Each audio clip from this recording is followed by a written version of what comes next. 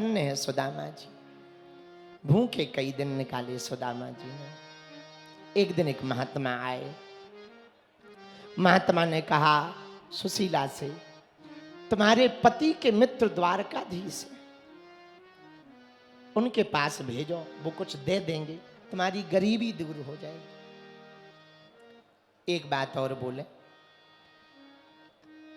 भगवान, कई बार हम प्रार्थना करते हैं ऐसी, भगवान सबको सब कुछ बनाना पर गरीब मत बनाना। गरीबी से बुरा कुछ भी नहीं। बड़ी बुरी श्राप है गरीबी, बड़ी बुरी श्राप। न कोई ध्यान देता, न कोई पूछता, न कोई खाने को पूछता, न कोई बैठने को पूछता।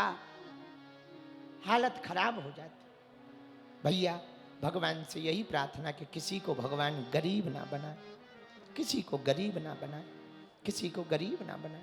इसलिए तो जब हमारी बहन की शादी में हमने वो नजदीक से देखा, तो जिस दिन हमारी बहन की शादी हो रही थी ना, हमने उसी दिन प्रण लिया कि कभी भगवान हमारी लाज रखेंगे तो हमें अपनी बहन के विवाह में बहुत रोना पड़ा, पर भगवान कभी हमको संपन्न बनाएंगे तो हम हर साल बेटियों का विवाह करेंगे ताकि किसी भाई को रोना ना पड़े।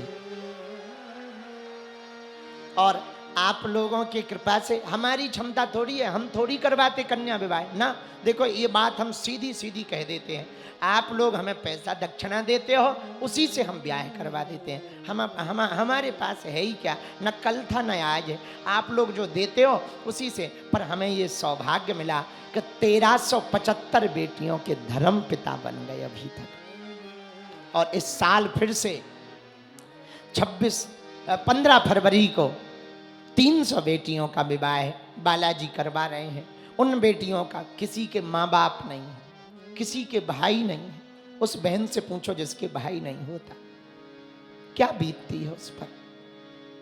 उस बेटी से पूछो जिसके माँ बाप नहीं होते। ऐसी ऐसी बेटियों के विवाह होते भैया। पिछली साल का हमें याद है, एक बच्ची ऐसी थी, माँ बाप दोनों आग लगने से मर गए थे। 3 बहनें, और स्वयं मजदूरी करती थी और दोनों बहनों को, छोटी वाली को पढ़ाती थी। और खुद के ब्याह में खुद का कार्ड छपवाने स्वयं गई। हाँ, खुद के कार्ड छपवाने। और जब हमारी टीम उनके घर पहुंची तो पता है क्या हुआ। जब हमारी टीम उनके घर पहुंची ना, तो पड़ोस के यहां से बिछाने की चटाई लेके आई और कप भी उधार मंगा के लाई। दूध वाली चाय नहीं, काली चाय पिलाई। जब हमारी टीम ने वो पूरी बात बताई, हमें इतना मन लगा, इतना बुरा लगा कि हे भगवान, यदि हमारी सामर्थ्यता खूब होए ना, तो हम हर साल हजारों 11-11 हजार बेटियों के कन्यादान करें, ताकि किसी भी माँ बाप को अपनी बेटी के विवाह के लिए कर्जा ना लेना पड़े, फांसी ना लगानी पड़े, मकान ना बेचना पड़े, जमीन ना बेचनी पड़े। पर भगवान की दया है, भगवान जितना करवा रहे हैं ये भी उनकी कृपा है। हम प्रार्थना करना चाह रहे हैं शिवपुरी वालों से, भैया अमीरों के यहां तो तुम चले जाते हो, हम यहां आए शिवपुरी।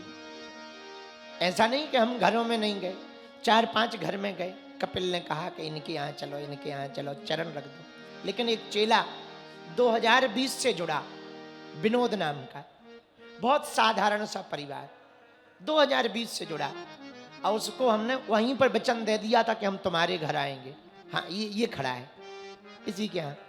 और हम जब जाने लगे तो एक हमारे बगल में अधिकारी बैठे, बोले गुरुजी बहुत छोटा मकान है, बहुत छोटी गली है, वहाँ बहुत भीड़ हो जाएगी। हमने कहा भैया मकान भले ही उसका छोटा है पर दिल बहुत बड़ा है, हम जाएंगे उसके यहाँ चाहे जो हो जाए।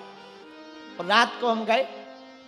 भैया हम ये बात बताकर आपसे ताली नहीं बजवाना चाह रहे, हम ये बात बता के आपको ये शिक्षा देना चाह रहे कि बड़ों के यहाँ जाओ, ये नहीं है कि ना जाओ, जाओ, लेकिन किसी दीनहीन के यहाँ जरूर जाया कर। इनके बगल में एक और बच्ची रहती थी जिनके बच्चा को, जिन माता जी के पैरालाइसिस था, उनके यहाँ भी फिर गए हम एक ही बात कहना चाह रहे अमीरों के यहाँ शादी होती है, तुम बड़े बड़े गिफ्ट लेके जाते हो, उनके यहाँ गिफ्टों की कोई कीमत नहीं होती है। कभी गरीब की बिटिया के विवाह में पहुंच जाना, छोटा सा गिफ्ट लेकर, वो तुम्हें अपने सिर पे ना बैठाए तो कहना, पलकों पे बैठाए। बैठने को नहीं होगा, वो अपनी तौलिया सिर से निकाल कर पहुंचेगा, उस पे बैठाएगा। भैया, जिनकी कोई मदद नहीं करता ना, उनकी मदद करो। भगवान देखता है, दुनिया देखे या ना देखे। आजकल रील के ज़माने में सेवा बहुत लोग कर रहे, पर दिखावा की कर रहे। हम प्रार्थना करना चाह रहे, रील बनाओ लेकिन किसी गरीब का मजाक ना बनाओ।